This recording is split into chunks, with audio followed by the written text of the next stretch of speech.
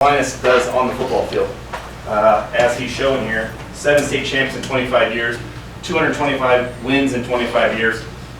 No matter what else he says, you know he knows what he's doing. So that's exactly why I contacted Ron when we were setting this up, because I knew that it fit right in with what we're talking about, and he's got plenty of experience and knowledge of what's going on. I remember having a conversation with Ron, 10 years ago, so I think it might have been at the Nebraska clinic, where someone said to him, hey, I heard you're going to go double wing from your old wing T days. And you're like, yeah, 10 gaps. I really like the idea of making the defense defend 10 gaps.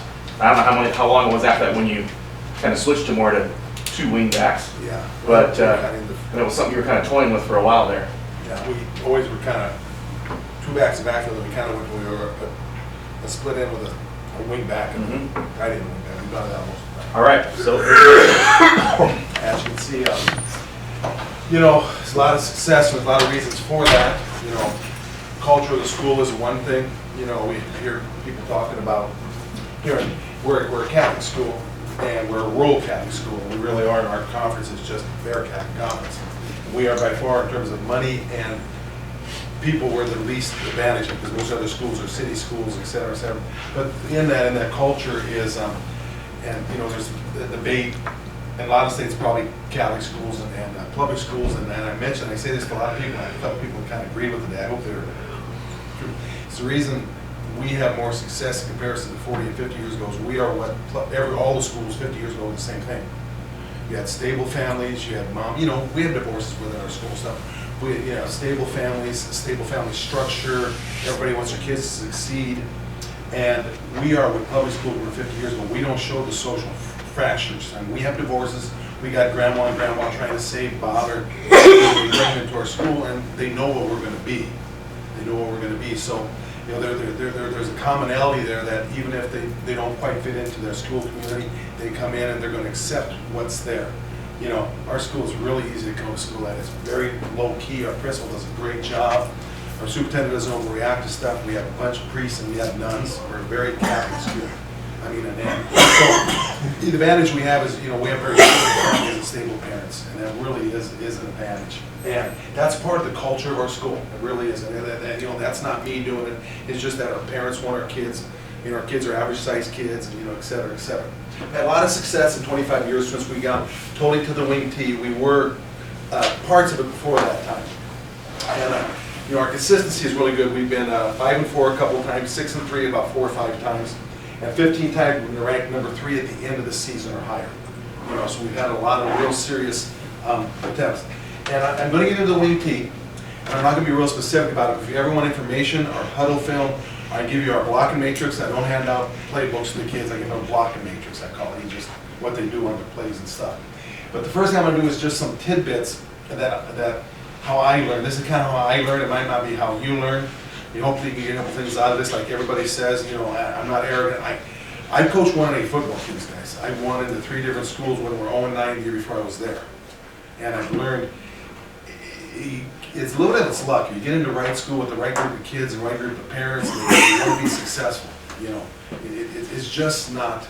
It's not always the X's and O's and pixie dust. It's a lot of things involved, and I've been fortunate in the school that we have a lot of those things in place. You will never know it all. Early in my career, I used to take my practice schedule and write red down, what I would learn, what I would pick up. I have a message recorder for me all the time now. I don't have any paper. I mean, paper practice, but I have messages, and you know, we need to do this. We need to do this. They need to do this. The next day or that night, I'll take them down, and I'll use about half the messages. You're always learning on the field.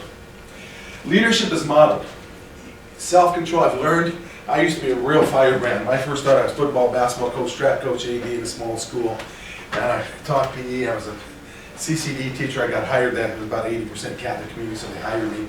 And I was a baseball coach in the summer, and I just said, God, man, people kind of like me there. The previous coach, he had ran out of town. He's there 1 year, was an All-American in college, but he thought he was the big fish in Little Pond. Well, this was a little farm town. They kind of like that, but God, you're going to have a heart attack if you don't slow down. So I've slowed down a little bit. I don't get as fired up as I used to. Sometimes you need to wait a day, but your leadership is important. And in that, I want to allude to Bo Pelini, is, you know, if I knew the guy, I'd say it to his face.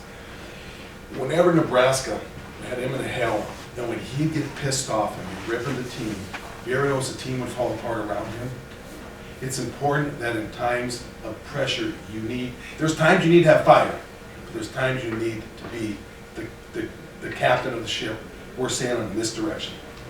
Build a culture, and that's where I'm at in school, the great culture. I'm also the track coach that helps out. They all go off track. We don't have any other sport in spring. We have the golf course driving range on our land, but we don't have golf. I like that, say that at least. We don't have golf. We got the driving range is right by our football field. In a culture, this is kind of the big word nowadays, culture, what do you value? Our kids have to be on time. Our kids have to give an effort. They're not going to play. Point blank. But if they're there, we're going to culture them, we're going to love them, we're going to try to help them out. We don't scream out a lot of practice. We try to correct kids. Assistant coaches do a great job. Football and track are similar. You need coaches who are similar.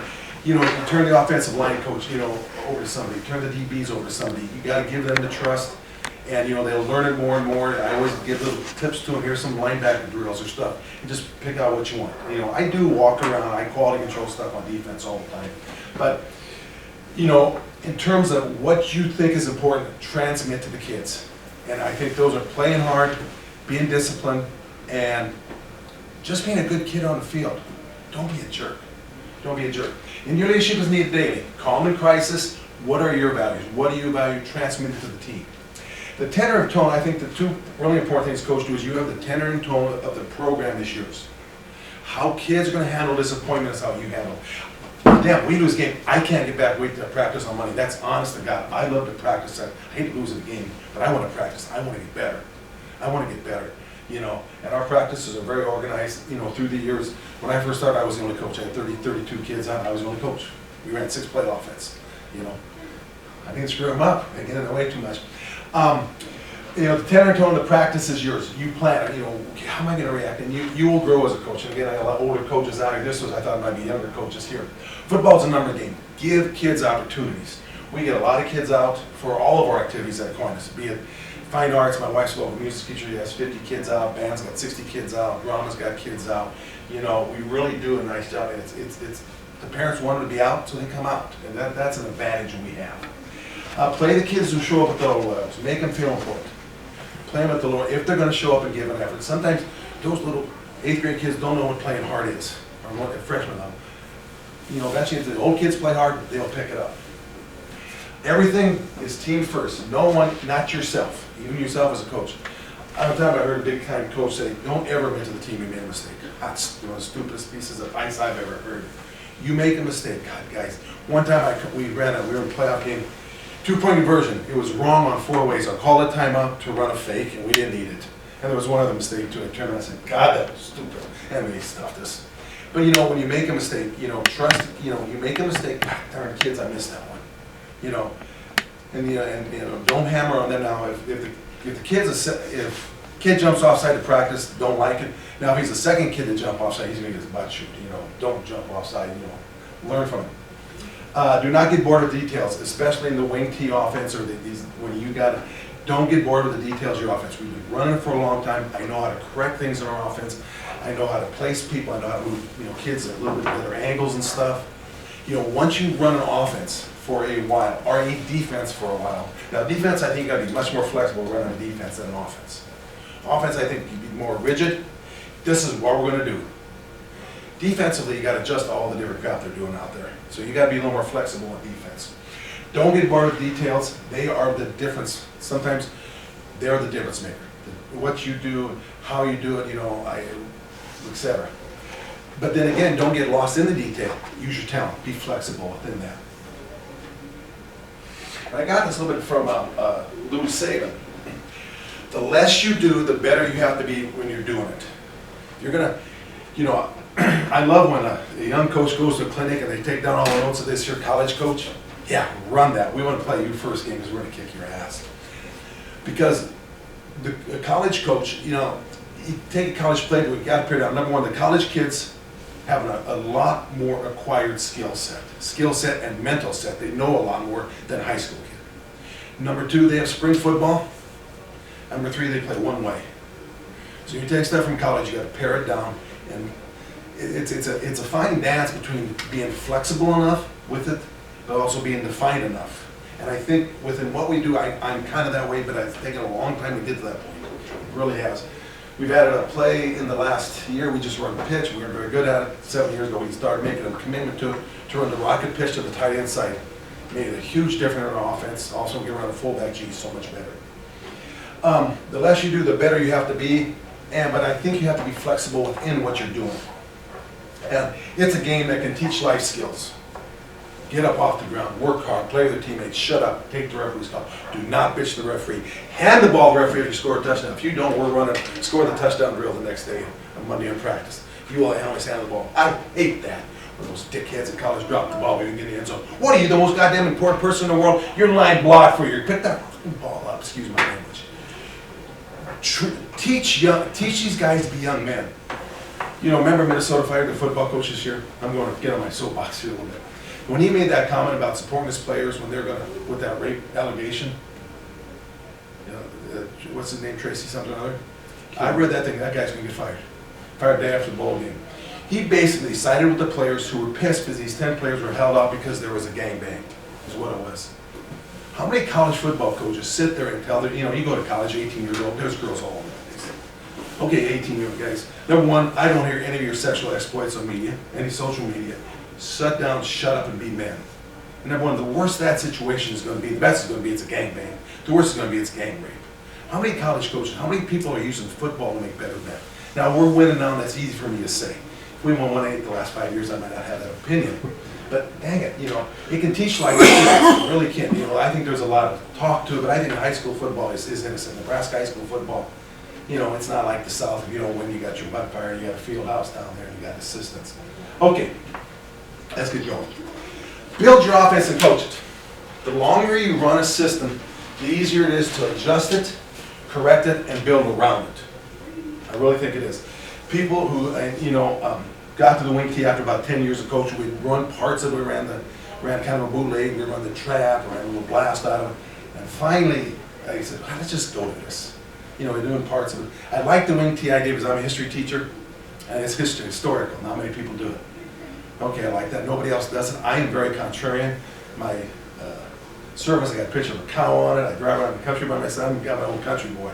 Kind of different. So it kind of fit, you know, I'm not real weird, but I just different. So I had wing tee. I like that. I like the pulling. I like the fullback and guards. I always did. So it's one reason we kind of got into it. And as I look back on it, I know why I got into it more and more. I eventually just went to it. Now, this is a thing I used to, you know, I speak at clinics now and then. I've had people come say to me, well, this is stupid. I don't do this till the year is over. I take the total number of offensive yards and divide by the points we score. If you go into a game and you get 300 offensive yards and you score 30 points, you have to gain 10 yards to score 1 point. If you gain 300 yards to score 10 points, you have to get 30 offensive yards to score 1 point. I know some of you are thinking right now, that isn't taking turnovers into account, is it? That's not taking kick teams into account. That's not taking field position into account. Offense, you need to tie into what you're doing on defense. We're kind of risk aversive. We'll throw the ball down the middle of the field. We'll read high safety. We won't throw it down the field a lot. We have thrown the ball at times when we're pretty good at it. When we have the skilled athletes. We have a lot of basketball players. We've thrown it. And the last 7 years, last year was, it took us about 11 yards of average. Our opponents about 19 yards to score a point. Now, I know there's defense involved. I know there's kick teams involved. Your offense is built to score points, not to gain yards.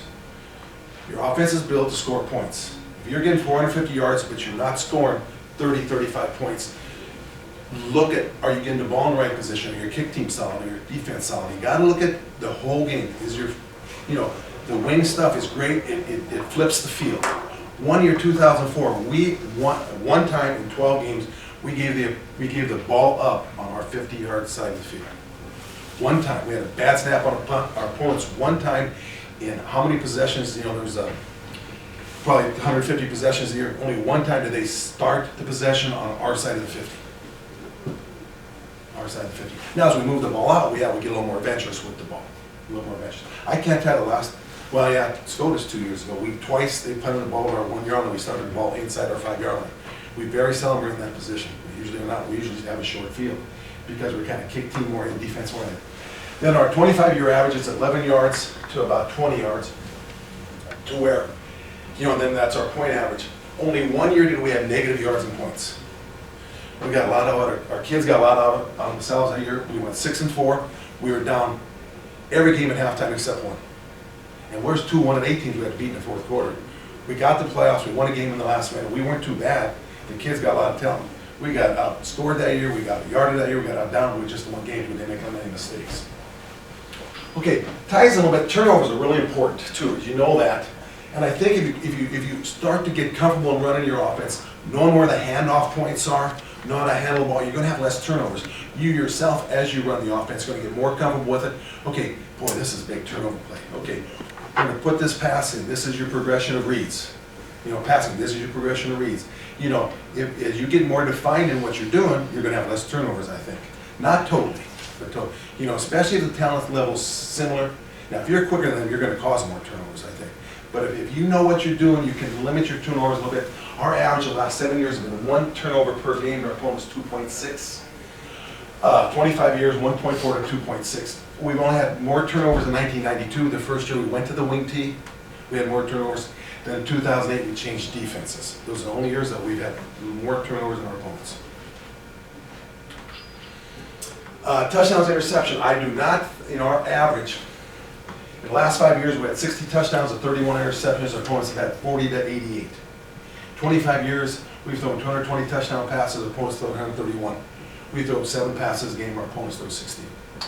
We have, I'm 90% sure we have never thrown less touchdown passes than our opponents. They throw for more yards. They throw the ball more. But usually we throw the ball 2 ways. One is we're throwing play action. We're looking to score or get a first down. Or we're throwing to get a first down. We're not throwing the football, we throw the football. And spread football, you can throw the football and be good at it. But you better be able to run the football 1 or 2 ways. When you run the football, you're better if you can throw it a couple different ways. And just basic football knowledge. But that's it. That's what we've done. And we're a wing tee team, but we do throw the ball effectively. The kick teams ties in there too. Again, this is kind of a conceptual thing, is punt returns a lot. And again, the reason I had some other stuff, I just pulled 10 years out and 1 year out. In the last 10 years, our average punt to our opponent's punt, we are 7 yards better per punt than our opponent's punt return. Which is, adds up in a game. In a close game, it adds up. Field goals, we've kicked 38 field goals to 66 to 16 in 25 years, and we do not have soccer. We don't go to any camps. We go to 7-on-7. At our level, we can do that. Now, if we played at a higher level where they threw the ball consistently well, we'd have to play 7-on-7 football for the defensive side. I think we would. I do have football camp stuff out. Not many kids go. I don't want to push it. We go to 1 wrestling camp of the year. They go to basketball stuff. And we'll bring the footballs out. I'll work with a punter once in a while. I'll work with a place kicker once in a while. And we try to catch a kid in every class. We want a kid in every class who's a punter, who's a place kicker, and who's a long snapper. We identify them. And, first day we have breakdown kicking specialties. Our freshmen are looking around. They think they're just going, no. Good athlete, you come here. Not always, but a lot of times they turn into being your good kickers. So, and in 10 years we blocked 38 kicks and had 7 blocked our own extra points and field goals. 1994 we won a game, 29-28 state championship, double overtime game. Kick was important there. In 1997, they had our arch rival, SCOTUS. Sometimes we're in their class, sometimes we're not in their class. We beat them early in the year, and they were pretty good. They were real talented. And we had talent too. And we had a playoff game. And they had beaten Pius. Pius was a Class B state champion. Pius beat 2 Class A teams, 50-0. Pius would win. If Pius would beat SCOTUS, they would be considered the best Class B state champion in state history, because they beat Lexington like 48-0 in the finals, and they beat Elkhorn 28-0 in the semis. Elkhorn. They were really good. They got beat by SCOTUS because they thought they were going to kick their ass. They're Class A, they're Class B, SCOTUS is C1. But they didn't realize SCOTUS was a big C1, and they could play with them. And then we beat, so they were really, really talented. Matter of fact, Tim, their number one, they were state champions that year. The next year, their number 1 goal for their team was to beat SCOTUS. It wasn't win the Class B state champion, because they were embarrassed they got beat by them. And they beat them the next year. But we're playing SCOTUS, and we blocked the next point early in the game, and they changed our point protection out because we always thought we could get one the way they blocked it. They had their guys like this, and they turned in. They just turned in like this. They didn't turn in like this. We had a little bitty quick hit block an extra point. Well, they got inside our 10-yard line, about a minute left. They kicked the field goal, 30-28. We didn't throw a pass. We couldn't protect that area. True story. We kind of started the year throwing the ball about 15 times a game. Now, number one, we had two quarterback system. Number one guy almost died. He ruptured his spleen in the second game of the year. Almost died at home that night. He came back about 2 months later. The other guy had a heart murmur. He had too many nerves on his heart. His heart was weak. Next week in practice, he had a monitor on. We're going to play Omaha Scott. You know, Scott wasn't quite as good as they are now. They were 5-4. Now, our two quarterbacks, one almost died, or could have died. He didn't almost die, but he could have died. If his brother would have walked in the shower night, he would have died. And the other one's got a monitor. Fuck. Let's just run the ball. We're a wing team, Eddie. We start running the ball. We can't throw the ball with the shit. We can't protect. And so Kenza, we played SCOTUS that year. Didn't throw the ball once in the regular season. We couldn't. We were bad. We beat about 20. In the playoffs, they got to be really good. We don't throw the ball because we can't protect. We cannot protect. We got to throw the ball. 2-minute offense. We throw a duck up there. We catch it. The quarterback scrambles, gets out of bounds, kicks the field goal. No time left to win the game. And we won one we probably should not have won. And then in 2011, we won a really tough game in the playoffs. Matter of fact, they're sitting here. We blocked the punt early in the game. You still use that running punt? Yeah. Whenever we see the running punt, we go after it. And then, God dang it, they're here for this other game too. Great football game. 42-41. Beat Norfolk Lutheran.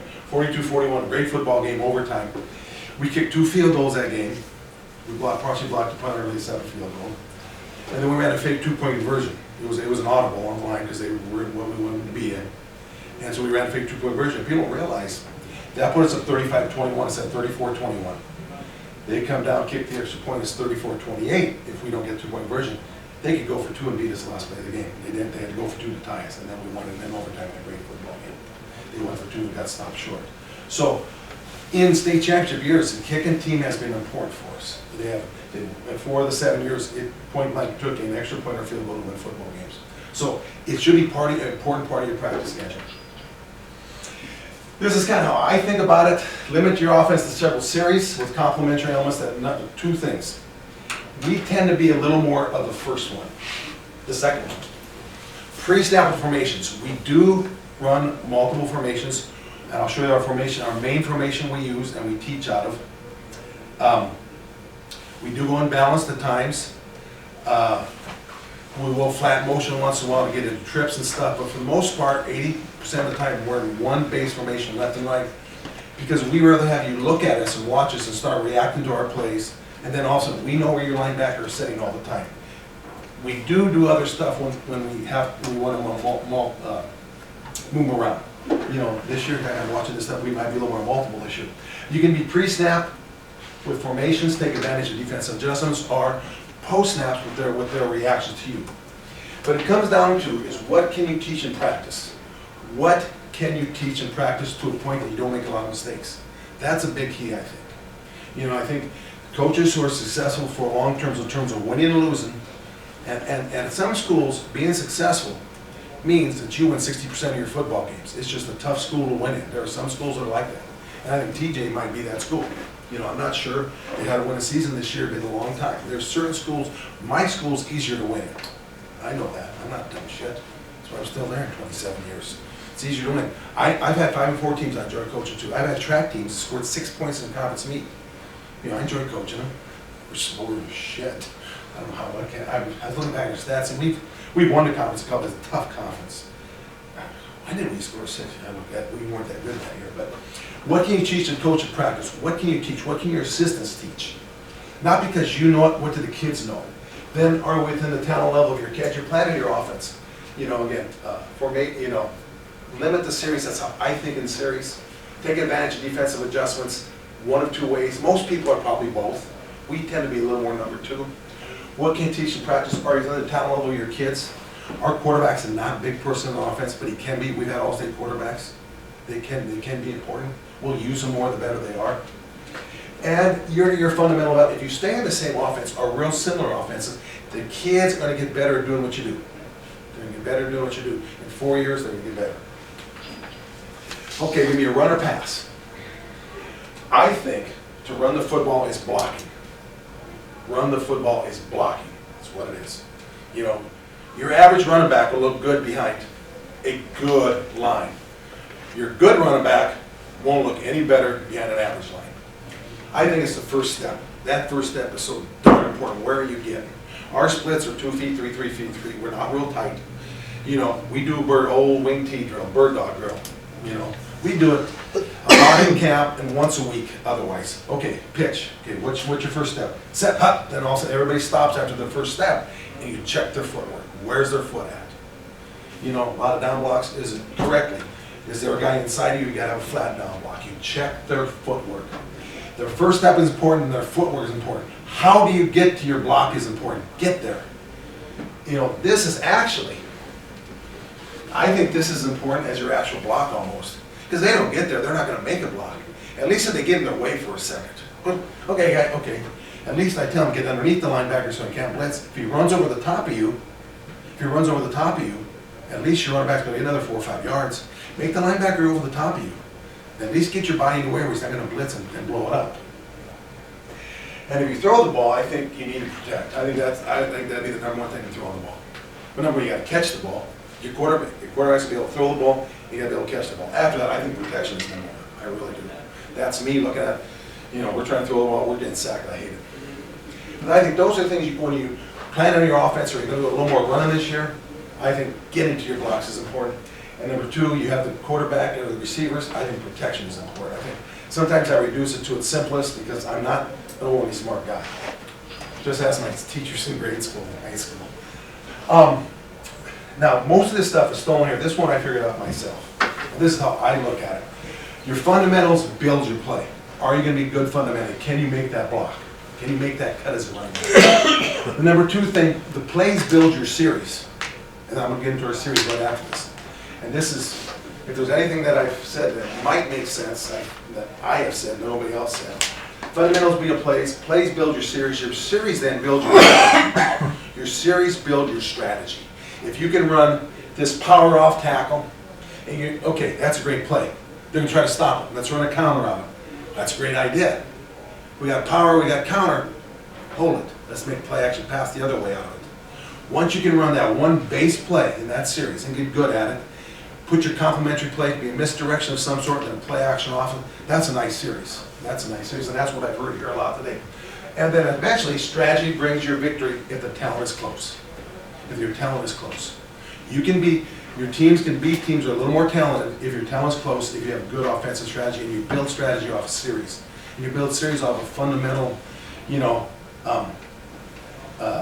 just fundamental formations of football, whatever you're trying to do, and that's what this is a wing clinic, and that's kind of how I think that's how I approach offense. And so, okay, time to our practice schedule. Again, this isn't real wing T oriented, but it's kick teams, defense, offense into a real how to look at football. We're about 2.5 hours early in the year, about 2 hours in class, except for our Thursday night practices. Our kick teams and defense together are always more than our offense. Offense is late in the day. I'm the head offense. I'm the offensive coordinator. So we are going to, defense, you know, it's getting harder and harder because, boy, we got people running the single wing, kind of single wing spread a little bit. We got people running, SCOTUS runs the wing T now. We do see some spread. You see all sorts of stuff. And I do think offense, you need to be a little more rigid. Defense, you need to be a little more flexible. So that's why we're going to use that time. And if you ever want this, I can send this to you guys too. In our position breakdowns on offense is basically about 20 minutes position breakdown, about 10 minutes of pass, and about 25 minutes of team. We go 4 5-minute periods or 5 4-minute periods. Usually later in the year it's 5 4-minute periods because we can get through the period sooner. We will always do ball handling every day. It's, you know, blast drill, you know, tapper drill, people trying to rip the ball out of your hands every day. And that ties in to a lack of turnovers, which ties into the fact that we don't have to get as many yards as opponents, we don't have as many turnovers. Hopefully that helps us. Hopefully that helps us. If you look at our stats, you know, we don't throw the ball a lot, but we don't throw a lot of interceptions either, because our quarterback knows to throw it to grandma in the stands. Boy, we're playing Pierce this year, second game of the year. And they make a really nice drive on us, and they're up 7-0. Our quarterback, he has a single route pattern. We call it off our little buck sweep series. Guy's not open. He told him before, throw it to grandma in the stands. He took a sack. And then he runs a little sprint out, and I saw his eyes, he's running right at me. He's a first-time quarterback. We beat the first opponent really bad, so he never had a challenge. Well, guy saw his eyes were big. This guy's wide open. He tries to run in and get sacked again. God, I got him on the sidelines. My staff told me after the season, my son's on my staff, said, boy, did you want to use the F word? I did. Yeah, you told him, throw the ball to fucking grandma, throw the fucking ball to grandma in the stands if somebody's there. So, okay, and I apologize and said I shouldn't use the F word. You throw it to your grandma in the stands. If he's not covered, it's one-man pattern, get rid of the ball. Throw it out of bounds, throw it along. So, that is part of the coaching within coaching. Limit your turnovers, as we're doing. The other thing, we do run a little bit of option against good football teams if I can get them settled into one for front. If they're multiple front, it's hard. We were on midline. Back in 2014, we were state champions, kind of a surprise state championship. Against St. Cecilia, we needed to run midline. And we did, and they're in the 5, and they slammed our motion, we knew it, it was a fullback either every time. And they were slanting out, they were shutting down our trap, but they couldn't, because the releases of alignment inside was different, so we could give the fullback 5 and 6 yards, 5 and 6 yards, 5 and 6 yards. So, and it's not very high on our playlist. We will not run it against teams who are a lot better than, because we don't need to, we're gonna need a lot of yards against those. We need to run against good teams, run maybe a little bit of speed. This year we'll run a little more because our fullback's not quite as good, but our quarterback is tough. He'll run 5 flat, skinny kid, doesn't throw the ball at all, but he's a tough kid, and he'll take a beating. You know, take a beating and keep running and going. And then we'll do a pass breakdown. We don't do it a lot, but we try to get 10 minutes a day. Usually we split it up. Our pass patterns where the quarterback reads versus defenders, so you can see our progression. Then our linemen are working different with blitz. If we put our quarterbacks and our linemen together and we're going to run passing game, we're not going to get a lot done. Because we just aren't. When we break it up, we get a lot more reps. And then our team offense, we usually run 25 minutes a day about. We go tight end left one day, tight end right the next day. It's the easiest way to do it. That way we can, just how we do it. We run 3 groups of offense. And there's reasons why. If we have, one is it builds depth for next year. We usually rep 23 to 28 kids on offense. We got our 2 starting halfbacks, but then our number 3 and 4 halfbacks, one series he's the left halfback, then he goes back to right halfback in the 3rd series. So it takes 4 halfbacks for us, and they're all both right and left. We're going to carry the ball about 10 times a game. So our number 3 and 4 halfbacks are backup. Both are backup a left halfback, both are backup a right halfback. We do the same thing with guards. We do the same thing with tackles. So, and we need to go beyond seniors. So what it does, it builds us 3 deep everywhere. So we have an injury, a bad injury. We're going to survive that game, and we're going to definitely be able to survive the next game. We got a whole week to practice. Okay, number 1 goes down. At least number 3 can give the handoffs and do half of our offense. We've never had to go down to number 3. But it builds depth. Half those kids are young kids are repping for the next year. Makes your JVs better, and it's real organized. We had a couple coaches groups come out and watch us in the playoffs. Boy, you get a lot of reps in. They know what they're doing. Yeah, we rep up. And then usually once a week I'll take all the teams will run 1 play. We'll have like 2 different practice jerseys. We'll have our yellow practice jerseys, but then we'll have a group in green and a group in red. We'll have 5 groups, and they'll all run 1 play. They'll run a pitch, and we're just watching. We'll watch coaching all 50 kids. And then we'll run pitch left, and then we'll set our young kids down by themselves. We always coach the young kids with the old kids, about 1 play a day for about 3 or 4 minutes. They all run 1 play so we can see them, so they know they're important. But that's how we practice, and it works for us because we have good coaches, good assistant coaches. Really a big key. Rep everyone every day. Keeps players sharp game to game. Now that doesn't mean everybody gets team reps every day. Usually get 1 little set. Keeps players sharp game to game, keeps players improving year to year, keeps morale up, keeps kids out, and 25 straight win a season. There's a lot of reasons for that. One is though, we care about the young kids. Okay, here's our main formation. This is a split end, right? We call the guy a flex end because we'll move him in and out. Sometimes he'll line up slightly. Sometimes he'll line up right here too. That's a flex. Now, with this, we can run a double tight end, and we will. We had a game this year against Norfolk County, we're double tight end on. Because we had to check. We don't do a lot of audible, we'll check one play to one side or one play to the other side.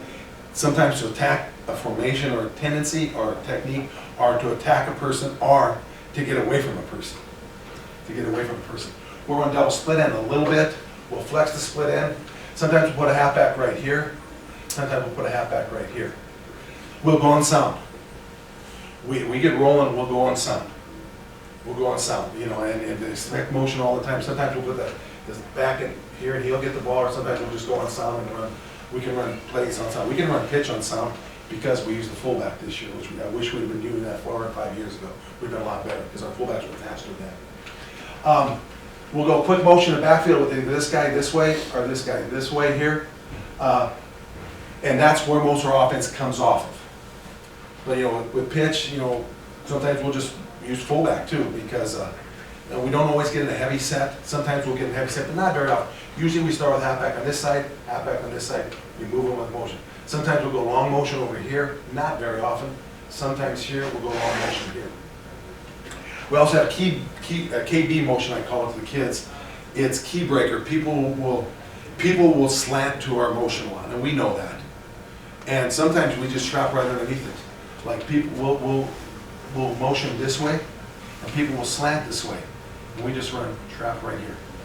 That tackles an easy block and ends up being a nice play for us. We will do things, there's things we can do to attack the slant, and also we'll go away from the slant once in a while. You know, we can run several plays back there. You know, motion offense kind of limits you to a point, and we'll also kind of like bring this guy in motion here and then back too. We do that once in a while. We'll unbalance quite a bit. It depends on the team we're playing, how they will adjust. We'll bring this guy, the split end, we'll bring him over here into wide position. We'll bring him right here also too. Sometimes we'll bring him over. We'll put this back in the backfield too. Sometimes we'll match him.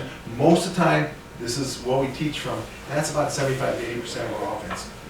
Sometimes we'll put unbalanced with we'll go unbalanced here. We'll have 2 tight ends once in a while. We don't do that very much, but once in a while, people play a lot of techniques on us inside. They're sliding to our tight end. We'll go 2 tight end, or we'll go unbalanced 2 tight end. Okay, what are you gonna do now? You know, and sometimes it helps open up gaps for us a little bit. Sometimes we'll unbalance with the tackle over. We'll bring a tackle over here and leave the tight end on the backside because we want to curl out. And there's a team, they're not here, and they do not downshift. And we'll do that, and we'll pin the edge all the time on it. And hopefully they don't figure it out next year. That, you know, for the most part, you know, just there was a bootleg play where we get outside. It was one way to get our quarterback outside. So we do a lot of things from here, but we can do these here with the two backs, 2 tight ends, back in the backfield motion, all different type of things. Okay, the pitch series. This is where we've really gotten a lot better the last 5 or 6 years at, and has made us better. And people who play us know that. They know that. And they'll try to take it away. It's our outside-inside series. Here, this is where the pass, the halfbacks, when you notice the halfback goes a lot of different passes, doesn't he? Because the rules are pretty simple. This is actually an outside zone play. Here it is, footwork. I can't tell you exactly what I tell them. They probably think I'm nuts too. Step, start reaching over, try to block the next man outside, and start working on the field. That's it. Fullback, sprints the play side, block the first off color jersey. Running back, sprint with the ball, catch it, big key on this rocket pitch. You gotta pitch the ball in C-gap. I'll sit there and practice right here in C-gap. The ball better get about here. Because you wanna out-leverage the defense. Once the defense starts getting out-leveraged, they have to adjust. How are they gonna adjust to run? Now, 2 years ago, we had fast kids. We had one really little fast halfback, another pretty quick halfback. Really stretched it a lot. Last year, our kids were pretty quick. One was 130 pounds, and it's 130 pounds. And he got hurt the last couple, but that's who he was, 130 pounds, and 150 pounds south and south. Couldn't bench 135. Had broken arm all summer, couldn't play. Then we had another little stocky little junior came on, and 160 pounds got playing more and more. They're all back. Everybody's back on offense except for fullback. So, and he was good. He's good at football. That's a key. The reason why is these running backs, here's their coaching point. Get the C-gap, sprint, defense gets outflank you, plant, cut up, get straight field. I'll show you this play. It's simple play. It's the hardest one for our kids to get though. Our kids, they pass this guy up, or I thought that guy's gonna take, it takes a lot of reps because we don't, Okay, if you slant, that guy goes away, the next guy will get him. It takes work, and eventually they trust themselves. This play, especially the tight end side, has really helped us a lot. And again, we can put double tight end, double split end, flex split end, we can do all different things with it. We will. One team that played us a bunch, it wasn't you guys, it was Bergen, and they played us really tough on the edge. First time we ever did it, we went flex end with them, and we cracked their end, and we got a 50-yard touchdown run, because they'd never seen it before. They'd seen us a lot. We just added, what do we call it, KC, or no, CK, kick, crack. We just, the defensive ends right there, we just kind of wall blocked them, pulled around side them. So it changed. Sometimes you see people a long time, they'll adjust to you, got to make a little adjustments now. But our halfback, I don't know where he's going to cut up, wherever the defensive seam is.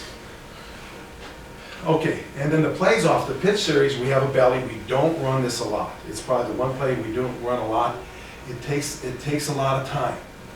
There are wing T teams used to be trap, counter crisscross, bootleg, and belly. That used to be the big five. We can run it. A couple years, we lost state championship game pretty good a couple, 4 years ago. And I knew it was the only play we could run in the game. They're better than we were. And we could run belly on them though. That's one play that the way they played us, our fullbacks ran belly about 10 times for about 100 yards. Otherwise, they shut down almost everything else we did. It's one play we don't do very much. We don't run very much. It takes a bigger halfback, and our halfbacks have not been very big recently. They're kind of quick guys, but they're not overly big. So, I said that 130-pounder says, we need to block, you practice it, we never did blocking. So it fell out of our favor last year. We kind of took it out. It just wasn't going to be very good because we weren't very experienced with halfback.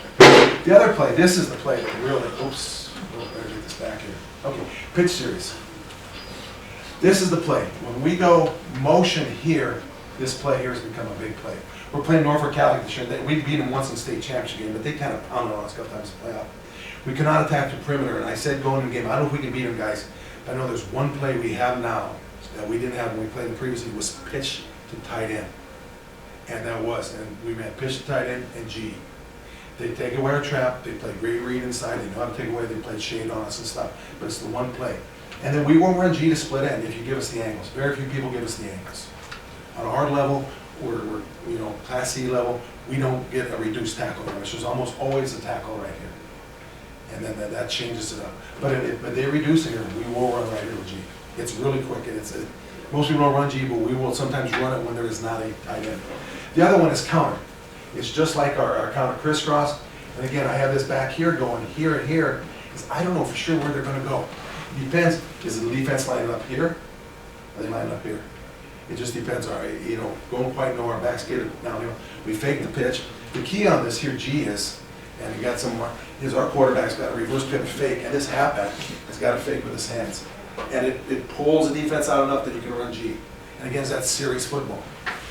The G is just a trap wider is what it is. It's just a trap wider. And then our passing plays out of it. We have a roll pass where we'll fake pitch this way, and we'll roll to it, and we'll roll to it over here. And sometimes it'll be a G, sometimes it'll be just pitch action.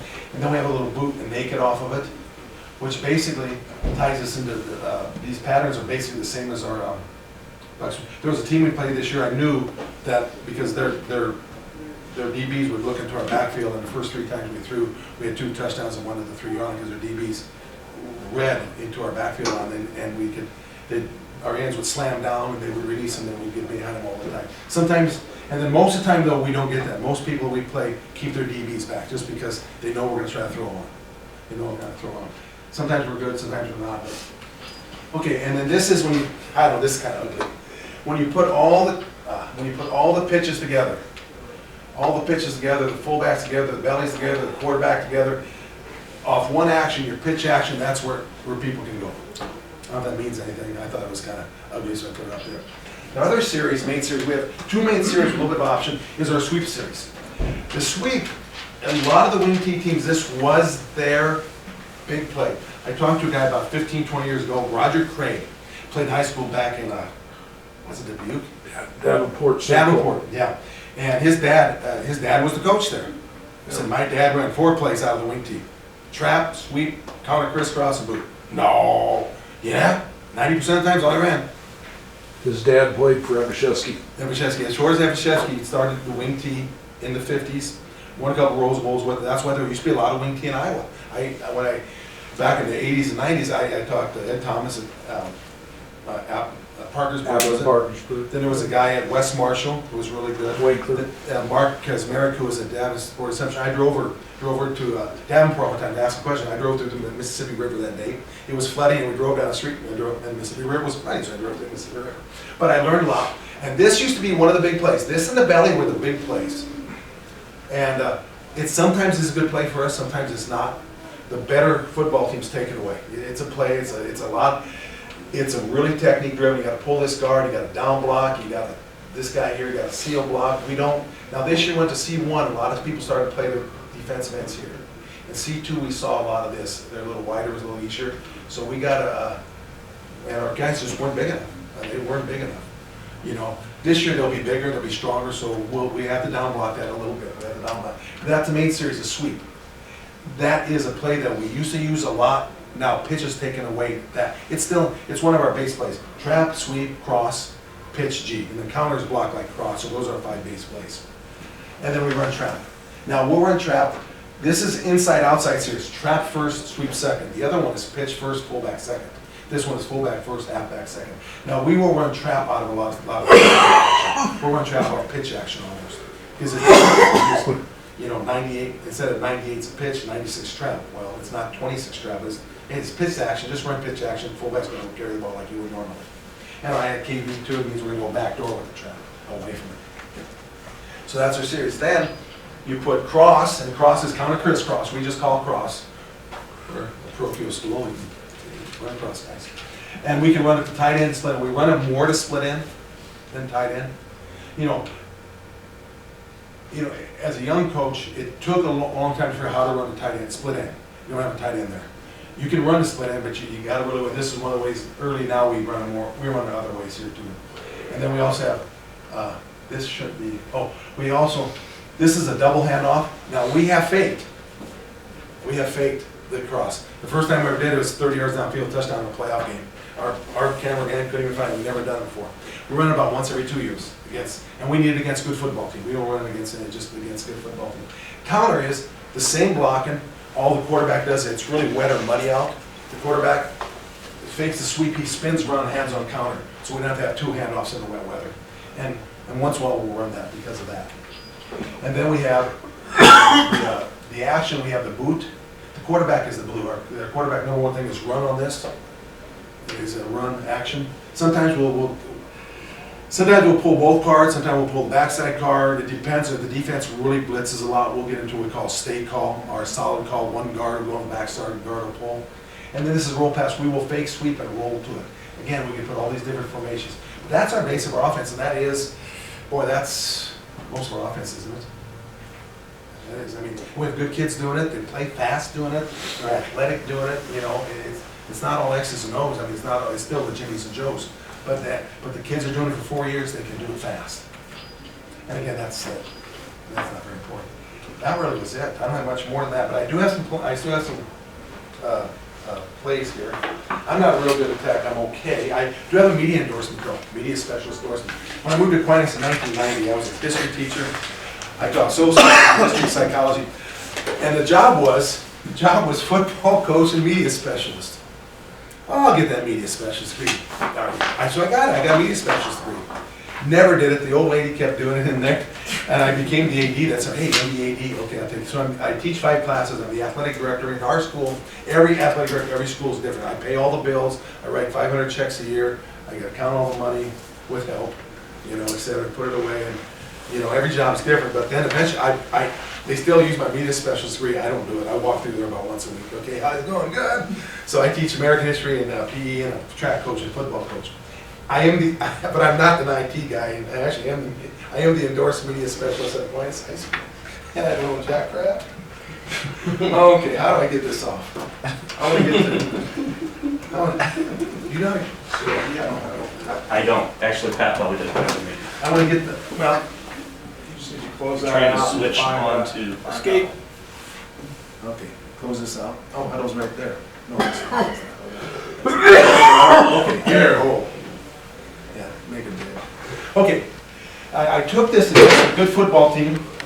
historically good. Now, Norfolk Catholic lost 4 games this year by 1 point, by 2 points, and number 3 team, 4 team, they lost us by about 10 points, and they lost state champion by 6 points. They're a good football team, and they just couldn't win the close ones this year. And they're big, they're a nice team to work, the coach does a good job with them. This is our base offense. This is our flex end, this is that little 130-pound halfback, and he's a tiny little guy. These guys are all back this year. Everybody else is back, everybody else is underclassmen. This guy's a senior, good football player. Most of this is pitch and G. This is that counter crisscross. This guy's not supposed to play a split end. It was a mistake. He didn't come out of the game, so the tight end didn't go in. Next year, we're going to start cross-training our flex ends. We're going to cross-train with our tight ends. They just have to. I mean, they're going to. But he's here. He pulls really good. He doesn't block anybody, but he pulls really good. And this is where double handoff. And let me see here. I'll just have to run it from here one. Let me see here. Okay.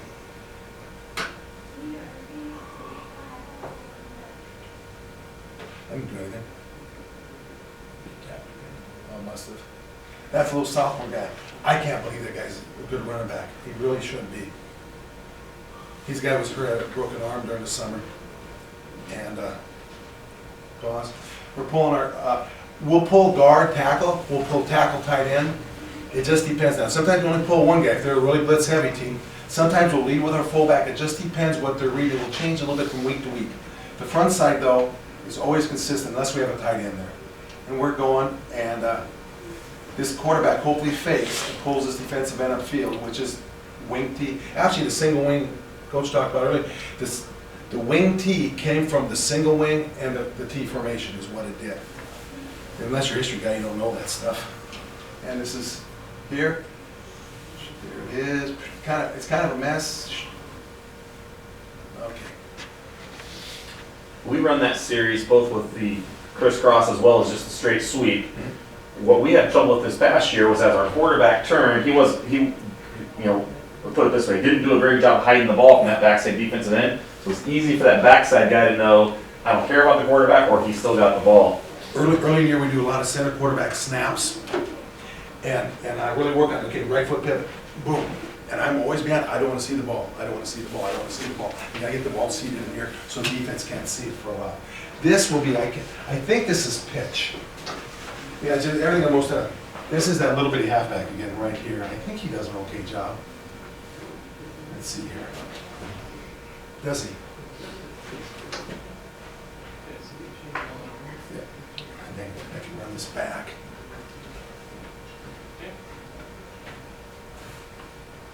Okay, the pitch goes wide and everybody just steps. Boy, that's zone. That could be a zone coach, couldn't it? It's kind of a zone. It's what it is. They got to work, get the level. And the one linebacker undercuts and misses the tackle here.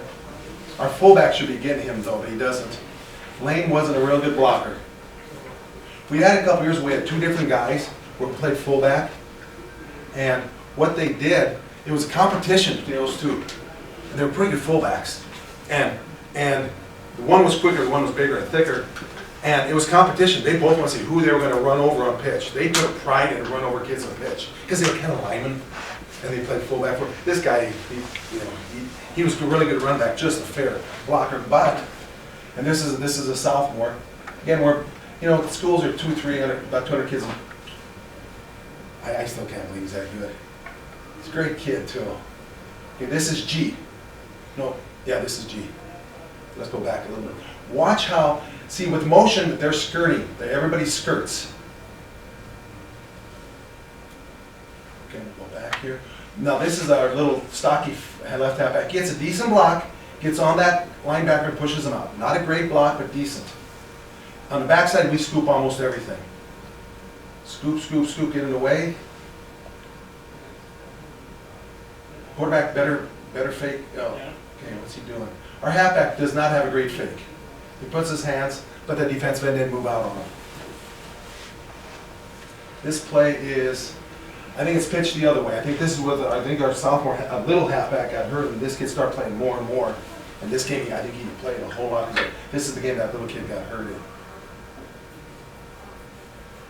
Okay, now this is split end side now. Zone, everybody's basically zone, block. Our split end actually, let's see here. Actually, what, let me see, should go back down. Catch the ball, see gap. Now, we don't worry too much about depth. I know one coach said it's 7 yards, we'll react to fullback. Everybody's running, trying to get a body on a body. They're running with us.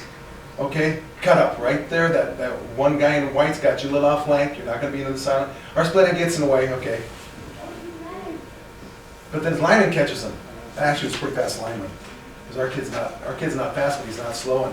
And number 55 chases him down. Everybody's slowing, just get body on. 78, watch 78, the right tackle, just get on that linebacker there just a little bit. Oops. Now we're down, we're going to G a couple straight plays here. Now they have a run through here, and I don't know where it came from. Ah, dang it. Okay. G, here's our rules on G.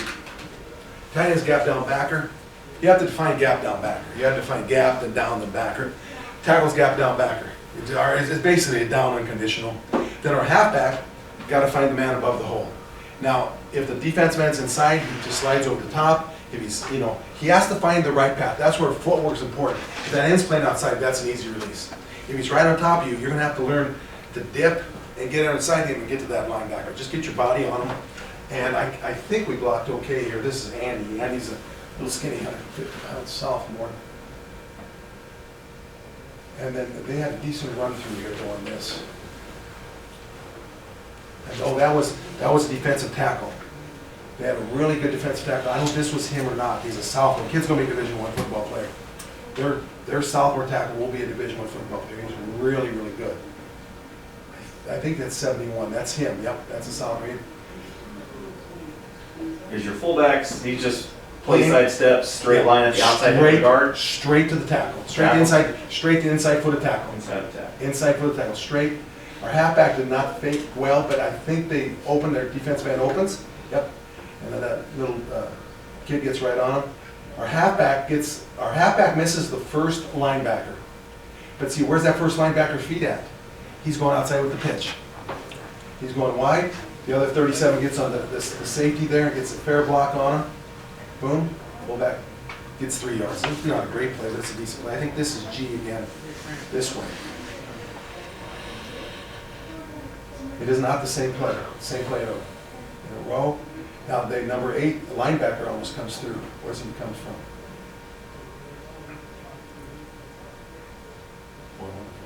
Between your tackle and tight end, maybe. Yeah. And our tight end should have picked that up, but he didn't. Yep. There is one play on this G.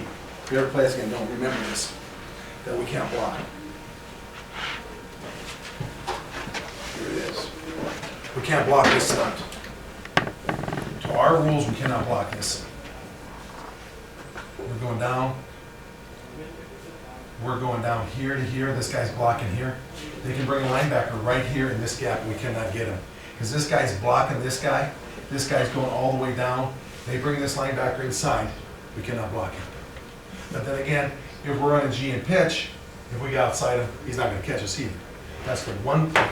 There's one team that played a little bit of a wing T team we played a few years ago. We made an adjustment to it. We don't see that very often.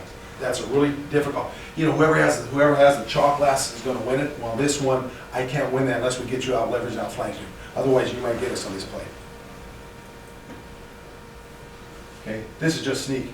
I called a timeout. I think it was third down. I asked kids, what do you want to run? And they said, run sneak. We're going to knock them off the ball. Which was a nice growing up because we had a bunch of young guys in it. We didn't play a defensive offense. There wasn't an offensive lineman that was a senior. And they said, run sneak, coach. We're going to get it easy. We're going to sneak, I think, 3 times that game. We got it easy. Okay, what's the next play? I don't have too many here. I think this is, no, here we are. Here we're getting fancy. We fill the ball. We roll in flat motion. Sometimes our fullback, you'll see where he gets the ball without motion, sometimes with motion. Now we're going to flat motion, we're going to throw the ball. This was a stupid play call. It was 3rd and 14. This should not work. This should not work. But sometimes even a hog finds an acorn. It works. It's fullback pass. He's getting drilled, throws it up. We're there, we score. We should not have scored. It was